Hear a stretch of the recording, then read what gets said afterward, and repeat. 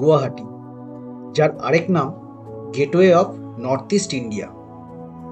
ব্রহ্মপুত্র নদীর পাড়ে অবস্থিত আসামের সবচেয়ে বড় এবং গুরুত্বপূর্ণ এই শহরের সবচেয়ে আকর্ষণীয় স্থান হল 51 সতীপীঠের মধ্যে অন্যতম কামাখ্যা মন্দির। এছাড়াও এখানে রয়েছে নবনির্মিত রোপওয়ে, যা পর্যটকদের ব্রহ্মপুত্র নদীর এক পার থেকে অপর পারে নিয়ে যায় এবং ফিরিয়ে নিয়ে আসে।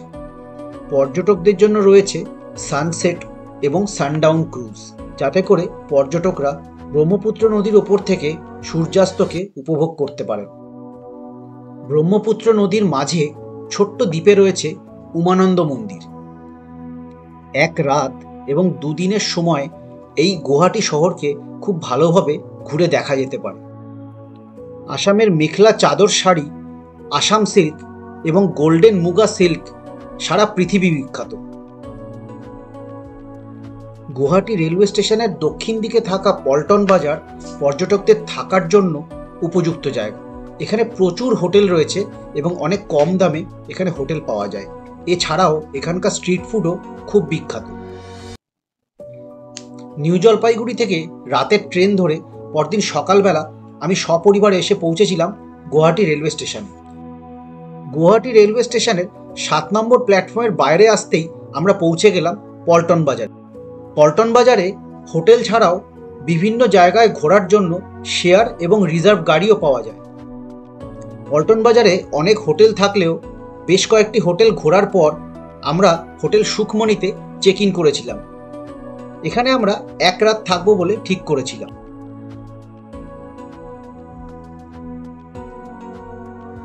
হোটেল সুখমণি বেশ পরিষ্কার পরিচ্ছন্ন ছিল এবং এখানে গরম জল, লিফট এবং এয়ার কন্ডিশনেরও ব্যবস্থা ছিল। হোটেলের সামনে পার্কিং ছিল এবং হোটেলের রিসেপশনের পাশে ওয়েটিং জোন ছিল। হোটেলের চেক ইন টাইম সকাল 11টা এবং চেক আউট টাইম সকাল 10টা ছিল। হোটেলে সিসিটিভি ক্যামেরা ইনস্টল করা ছিল এবং হোটেলের লিফট পাসওয়ার্ড প্রোটেক্টেড ছিল। আমরা এখানে 2টি রুম নিয়েছিলাম। রুম দুটো মোটামুটি একই রকমের ছিল। রুমে একটি টিভি, একটি টেবিল, 2 জন অথবা 3 জন শোয়ার মতো একটি বড় খাট ছিল, একটি বড় আয়না ছিল, একটি ছোট ডেস্ক ছিল, একটি বড় ওয়াশ বেসিন ছিল এবং তার সাথে একটি আয়নাও ছিল। এছাড়াও রুমে একটি চেয়ার ছিল এবং এসি ছিল। ওয়াশরুমটাও বেশ বড় ছিল এবং পরিষ্কার পরিচ্ছন্ন ছিল। ওয়াশরুমের শাওয়ার, একটি ওয়াশ বেসিন, মিরর এবং ওয়েস্টার্ন টয়লেট ছিল। এক রাতের জন্য আমাদের রুমের ভাড়া পড়েছিল 1600 টাকা। রুমে জিনিসপত্র রেখে তাড়াতাড়ি ফ্রেশ হয়ে আমরা বেরিয়ে পড়লাম লাঞ্চ করতে এবং লাঞ্চ করার পর আমরা রওনা দিলাম গুয়াহাটি শহরের বিভিন্ন জায়গা ঘুরে দেখার জন্য।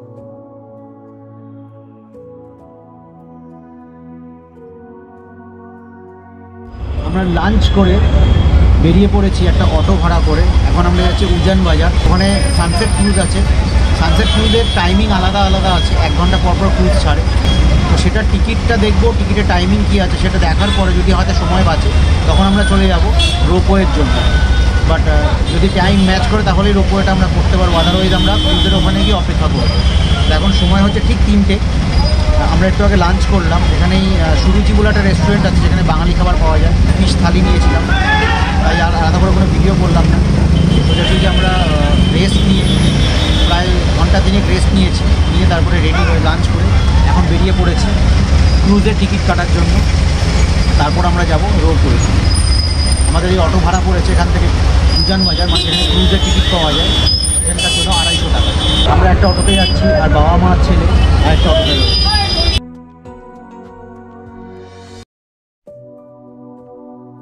তো আমরা এখানে টিকিট পেয়ে গেছি, বাট সানসেট ক্রুজের টিকিট আমরা পাইনি। সানডাউন ক্রুজের টিকিট আমাদের নিতে হয়েছে। পার টিকিট 750 রুপিস করে লেগেছে for adult and for child 600। আমাদের রিপোর্টিং টাইম 5টা 15 আর ক্রুজ এখান থেকে ছাড়বে 5:45-এ। 1 ঘন্টার ট্যুর হবে ব্রহ্মপুত্র রিভারের ওপর। তারপরে 6:45-এ আমাদের আবার ফিরিয়ে নিয়ে আসা হবে এখানে। তো এখন আমরা যাচ্ছি রোপওয়ে চড়তে। 4টে অবধি রোপওয়ের টিকিট দেওয়া হয়, সকাল 8:30 থেকে বিকেল 4টে অবধি হচ্ছে টিকিট কাউন্টারগুলো খোলা থাকে এখানে। ক্রুজেরও তাই, রোপওয়েরও তাই। বাট আপনারা যদি সানসেট ক্রুজ এখানে এনজয় করতে চান তাহলে অবশ্যই কিন্তু আগে এসে টিকিট কেটে নেবেন, অথবা অনলাইন যদি হয় অনলাইন কেটে নেবেন। সানসেট ক্রুজের কিন্তু ডিমান্ড এখানে সবচেয়ে বেশি, আর সেটা কিন্তু ফুল হয়ে যায় খুব তাড়াতাড়ি। আমরা এসে পেলাম না, মিডল ডেকের 3-4টে টিকিট ছিল, বাট আমরা 5 জন ছিলাম তাই আমরা ওটা নিতে পারিনি, তো আমাদের সানডাউনের টিকিট নিতে হয়েছে। চলুন এখন যাওয়া যাক রোপওয়েতে, আর তারপরে রোপওয়ের টিকিট যদি আমরা পেয়ে যাই তারপরে রোপওয়ের রাইডটা আমি আপনাদেরকে দেখাচ্ছি।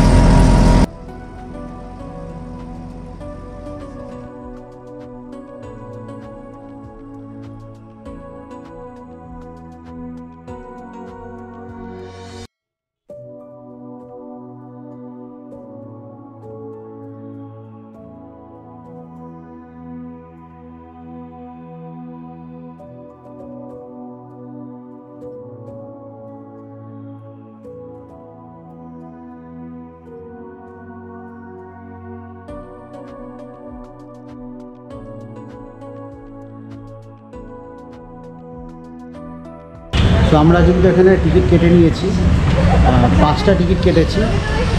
পার হেড 100 টাকা করে রোপওয়ে ওয়ান সাইড, আর যদি আপ অ্যান্ড ডাউন হয় তাহলে 200 টাকা করে।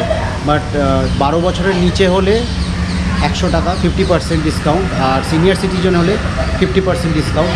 বাট এখানে আধার কার্ড শো করতে হচ্ছে, তারপরেই কিন্তু ডিসকাউন্টগুলো পাওয়া যাচ্ছে। এই হচ্ছে আমাদের টিকিট। আমাদের টোটাল পড়েছে 5 জনের 800 টাকা। ছেলের যেহেতু 11 বছর তো 50% ডিসকাউন্ট অ্যাজ এ চাইল্ড, আর বাবার যেহেতু 60+ তো তাই জন্য সিনিয়র সিটিজেনের ডিসকাউন্টটা পেয়েছি। তো চলুন, এটা হচ্ছে রোপওয়ে যাওয়ার রাস্তা। এখানে টিকিট শো করতে হয়, আর তারপরে সিকিউরিটি চেক করে আমাদের যেতে হয় ওপরে। 5। তো এটা হচ্ছে ওয়েটিং এরিয়া, এখানেই আমাদের সবাইকে ওয়েট করতে হচ্ছে আপাতত। আর এখান থেকে সোজা আমরা চলে যাবো এই লিফটে করে উপরে যাবো, সেখান থেকে কিন্তু রোপওয়ে স্টার্ট হবে। বসো।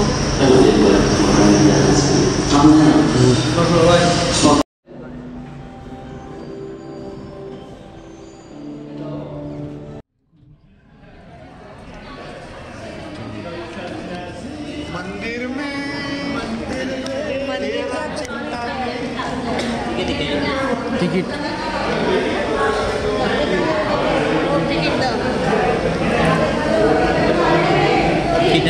5।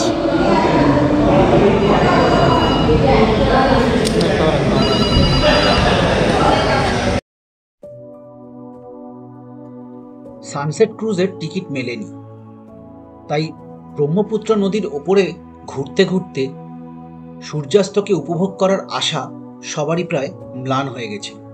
তবে রোপওয়ে উঠতেই সবার মুখে হাসি ফুটল।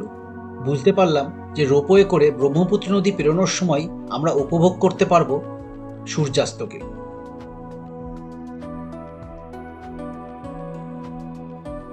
2020 সালে প্রায় 56 কোটি টাকা খরচ করে ভারতবর্ষের মধ্যে লংগেস্ট রিভার রোপওয়েকে তৈরি করা হয়েছিল, যা ব্রহ্মপুত্র নদীকে পার করে পর্যটকদের নিয়ে যায় এবং আবার ফেরত নিয়ে আসে।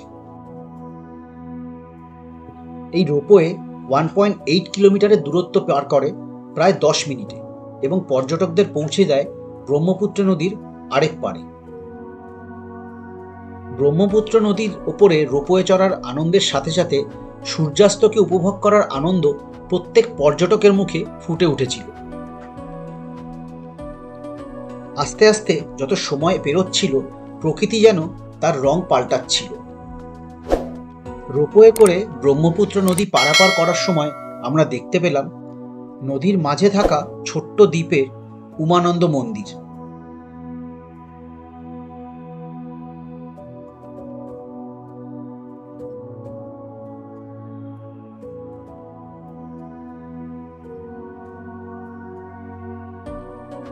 রোপওয়ে থেকে আমরা সানসেট ক্রুজ এবং আরও অনেক ছোটোখাটো নৌকাকেও ব্রহ্মপুত্র নদীর ওপর ঘুরে বেড়াতে দেখলাম।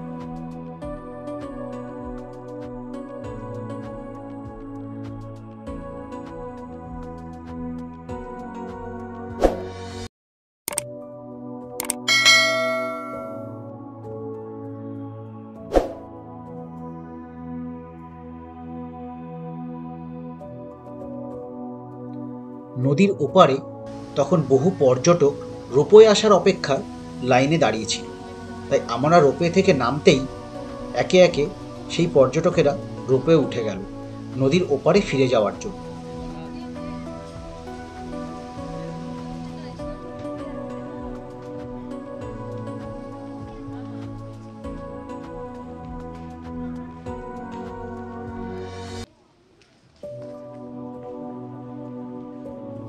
তো সিঙ্গেল রাইড কমপ্লিট হলো, আর এতে সময় লাগলো কিন্তু মোটামুটি 12 মিনিট। ব্রহ্মপুত্র নদীটা পুরো ক্রস করছে। এখানে 10-15 মিনিটের হল্ট, তারপরে আবার আমাদের ফিরে যেতে হবে রোপওয়ে করে, যেখান থেকে আমরা শুরু করেছিলাম সেখানে। আমাদের রোপওয়ে অপেক্ষারত পর্যটকদের নিয়ে আবার রওনা দিল ওপারের উদ্দেশ্যে। প্রকৃতি তখন লাল আভায় ঢেকে ফেলতে শুরু করেছে ব্রহ্মপুত্র নদীকে। ব্রহ্মপুত্র নদীর এপারে একটা শিব মন্দির আছে, যেটা এখান থেকে মোটামুটি 2 কিলোমিটার ডিস্টেন্সে রয়েছে। সেখানে যাওয়ার জন্য গাড়িও রয়েছে, আর এখানে স্কুটিও ভাড়া পাওয়া যায়। তো যদিও আমরা সেখানে যাচ্ছি না, বাবা মা অতটা হাঁটতে পারবে না, তাই ওপরে বসে একটু রেস্ট নিচ্ছে। তো আমরা এখানেই কিছুক্ষণ সময় কাটাবো, আবার ফিরে যাব। এখান থেকে ভিউটা কিন্তু অসাধারণ। এদিকে সানসেট হচ্ছে ব্রহ্মপুত্র নদীর, এখানে সূর্যের যে আভাটা সেটা পুরো দেখা যাচ্ছে। এটা যত টাইমটা যাবে আকাশের কালারটা কিন্তু চেঞ্জ হতে থাকবে। আর এখানে কয়েকটা খাবারের দোকান আছে, তার সাথে ডাব বিক্রি হচ্ছে। তো এখানেও অনেকে গিয়ে ডাব খাচ্ছে অথবা কিছু স্ন্যাক্স আইটেম খাচ্ছে, চা বিস্কিট এগুলো পাওয়া যাচ্ছে। और वाटरमेलन का 50 एक वाटरमेलन दे दीजिए। সো নেক্সট রোপওয়ে আসা অবধি আমাদের ওয়েট করতে হচ্ছে। বাকিরা এখানে ওয়েটিং রুম আছে, সো বাকিরা ওখানে ওয়েট করছে, আর আমি একটু বাইরে রয়েছি, কারণ এখানে সানসেট হচ্ছে এই দিকটা, আর পুরো সূর্যের আলোটা গিয়ে পড়েছে এই সামনের মেঘের ওপরে। অসাধারণ সুন্দর লাগছে দেখতে। আর তার সাথে ব্রহ্মপুত্র নদীতে কিন্তু এরকম ক্রুজ চলছে, একদিকে ক্রুজ চলছে আর একদিকে কিন্তু ছোট ছোট নৌকা করে অনেকে এই ব্রহ্মপুত্র নদীতেই ঘুরে বেড়াচ্ছে। আর সামনে দেখা যাচ্ছে ওই আইল্যান্ডটা, ওটা হচ্ছে উমানন্দ মন্দিরের যে জায়গাটা, যে আইল্যান্ডটা সেটা সামনে রয়েছে, যার উপর থেকে আমরা একটু আগে রোপওয়ে করে এলাম। আবার ফেরার সময় কিন্তু আমরা ওখান থেকেই ফিরবো। তো মোটামুটি পরের রোপওয়ের সময় হয়ে এসেছে, তো আমি একটু ওয়েটিং এরিয়ায় চলে যাই, আর রোপওয়ে এলে তারপরে ওপাশে ফিরে যাব। রোপওয়ে করে ফিরে যাওয়ার সময় আমরা আবার দর্শন করলাম উমানন্দ মন্দিরের, ওপর থেকেই প্রণাম জানালাম। হাতে সময় কম থাকায় নদী পার হয়ে আমাদের উমানন্দ মন্দিরে যাওয়া হয়ে ওঠেনি। তবে আপনারা যদি উমানন্দ মন্দির দর্শন করতে চান তাহলে অবশ্যই নৌকার টাইমিং জেনে নেবেন, কারণ এখানে সীমিত সময়ের জন্যই নৌকা পারাপার হয়।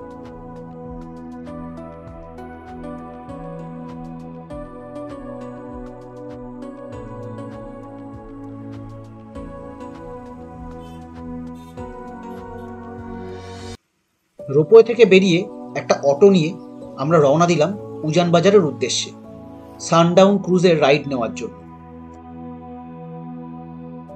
প্রকৃতি তখন পুরোপুরিভাবে রং পাল্টে ফেলেছে ব্রহ্মপুত্র নদীর। সানসেট ক্রুজ তার রাইড কমপ্লিট করে অপেক্ষারত সানডাউন ক্রুজের পর্যটকদের জন্য। তাই দেরি না করে আমরা একে একে রওনা হলাম সানডাউন ক্রুজের উদ্দেশ্যে। ব্রহ্মপুত্র নদীর ওপর মোট 3টে ক্রুজ চলে: সানসেট ক্রুজ, সানডাউন ক্রুজ এবং ডিনার ক্রুজ। প্রত্যেকটি ক্রুজে 2 রকম ডেকের সিস্টেম আছে, লোয়ার ডেক এবং আপার ডেক। লোয়ার ডেকের ভাড়া তুলনামূলকভাবে কম। লোয়ার ডেকের সিটিং অ্যারেঞ্জমেন্ট আলাদা রকম এবং সেখানে গান পরিবেশন করা হয়, এবং আপার ডেকের সিটিং অ্যারেঞ্জমেন্ট অন্যরকম। সানসেট ক্রুজ এবং সানডাউন ক্রুজে অ্যাডাল্টদের টিকিটের ভাড়া 750 টাকা এবং চাইল্ডদের টিকিটের ভাড়া 600 টাকা। তবে ডিনার ক্রুজে অ্যাডাল্টদের টিকিটের ভাড়া 1700 টাকা এবং চাইল্ডদের টিকিটের ভাড়া 1100 টাকা। 3 বছরের নিচে বাচ্চাদের এই ক্রুজ রাইডে কোনো টিকিট লাগে না।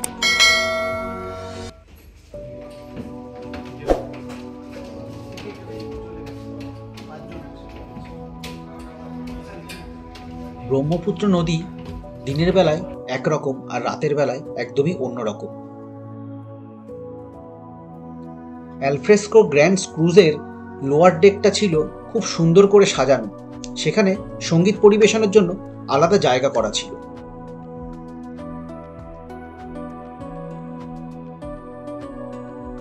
লোয়ার ডেকের চারিপাশটা নেট দিয়ে ঘেরা ছিল, যাতে মশার উপদ্রব এখানে একদমই না হয়।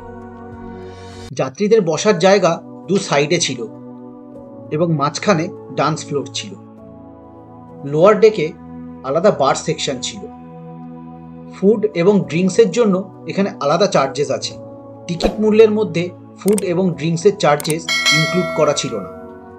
আমরা আপার ডেকের 5টা সিট বুক করেছিলাম, তাই লোয়ার ডেক পেরিয়ে আমরা এগিয়ে চললাম আপার ডেকের দিকে। লোয়ার ডেকের থেকে আপার ডেকের ছবিটা একদমই আলাদা ছিল। আপার ডেকের সিটিং অ্যারেঞ্জমেন্ট এবং আলোকসজ্জা সবই অন্যরকম ছিল।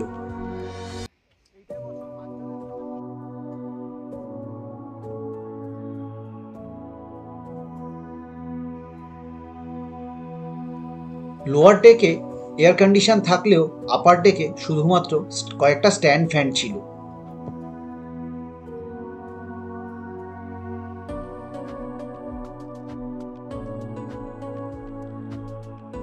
ব্রহ্মপুত্র নদীর ওপর অ্যালফ্রেস্কো গ্র্যান্ড ক্রুজ ছাড়াও আরও বেশ কয়েকটি ছোটোখাটো ক্রুজ এবং নৌকাকে ঘুরে বেড়াতে দেখা গেল, যেগুলোকে বিভিন্ন ধরনের লাইট দিয়ে খুব সুন্দর করে সাজানো ছিল। অ্যালফ্রেস্কো গ্র্যান্ড ক্রুজে অ্যালকোহল শুধুমাত্র প্রাপ্ত বয়স্কদের জন্যই সার্ভ করা হয়ে থাকে। এই ক্রুজে ভেজ এবং নন ভেজ দু রকমের ফুড অপশনই অ্যাভেলেবেল ছিল।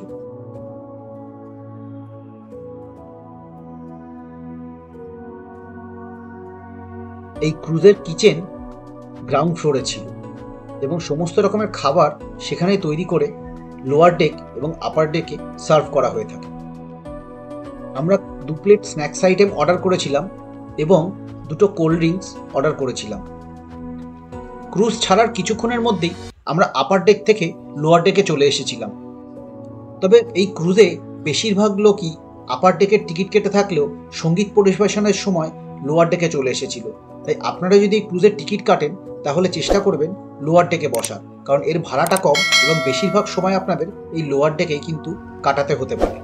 ব্রহ্মপুত্র নদীর ওপর ক্রুজ রাইড, তার সাথে মুখরোচক খাবার আর মনের পছন্দ মতো গান, সে এক দারুণ অভিজ্ঞতা যা বলে বোঝানো যায় না।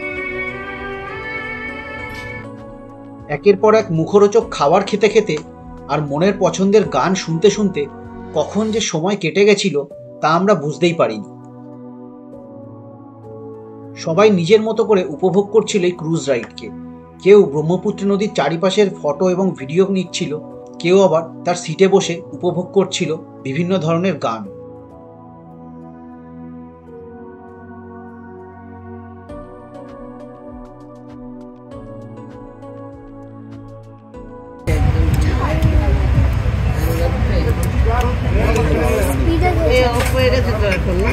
না, হ্যাঁ, টেস্ট কিন্তু মোটামুটি, খুব যে হাইফাই সেরকম না, তবে খারাপ না। এত সুন্দর ক্রুজ রাইডের সাথে এত সুন্দর গান চললে এটা কিন্তু দারুণ লাগে, আর গানগুলো কিন্তু খুব সুন্দর গাইছে। 1 ঘন্টা 15 মিনিটের ক্রুজ রাইডের জন্য 750 টাকা। ভাড়াটা একটু বেশি মনে হলেও এই ক্রুজ রাইডের যে প্রত্যেকটা মুহূর্তকে আমাদের পরিবারের সকলে মিলে আমরা উপভোগ করেছিলাম, তার কাছে কিন্তু ভাড়াটা একদমই বেশি মনে হচ্ছিল না। এক কথায় ক্রুজ রাইডটা দারুণ ছিল। যত সময় এগোচ্ছিল একে একে যাত্রীরা অংশগ্রহণ করতে শুরু করেছিল নাচ এবং গান।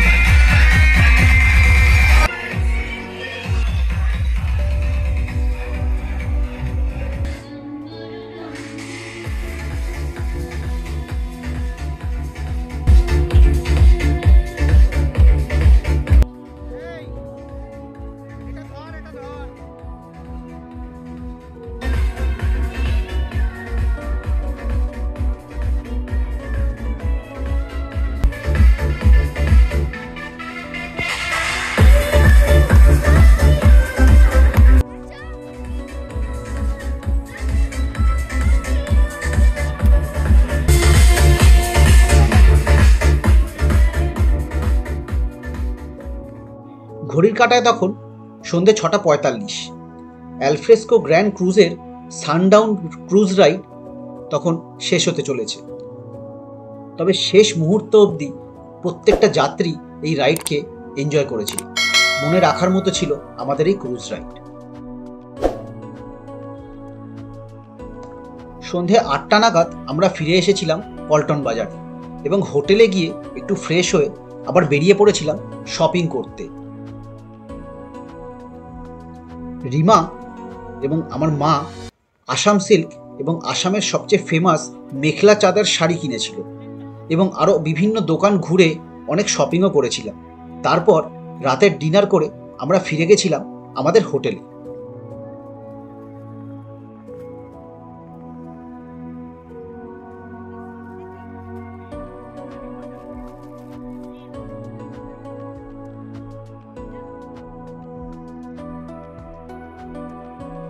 পরের দিন সকাল 4:30 নাগাদ রিজার্ভ গাড়িতে করে আমরা পৌঁছে গেছিলাম কামাখ্যা মন্দিরে পুজো দেওয়ার জন্য। আমরা কামাখ্যা মন্দিরে কখন পুজো দিয়েছিলাম এবং তার বিস্তারিত তথ্য নিয়ে পরের ভিডিও আসবে খুব শিগগিরই। তবে এই ভিডিওটা যদি আপনাদের ভালো লেগে থাকে তাহলে ভিডিওটা লাইক করবেন, আর আমার চ্যানেলে যদি আপনারা নতুন এসে থাকেন অথবা এখনও যদি আমার চ্যানেল সাবস্ক্রাইব করে না থাকেন তাহলে আমার চ্যানেলটা তাড়াতাড়ি সাবস্ক্রাইব করে নিন। আপনাদের সাথে আবার দেখা হবে খুব শিগগিরই কামাখ্যা মন্দিরের ভিডিও নিয়ে। ততক্ষণ দেখতে থাকুন ট্রিপ টু ওয়াচ আর সঙ্গে থাকুন।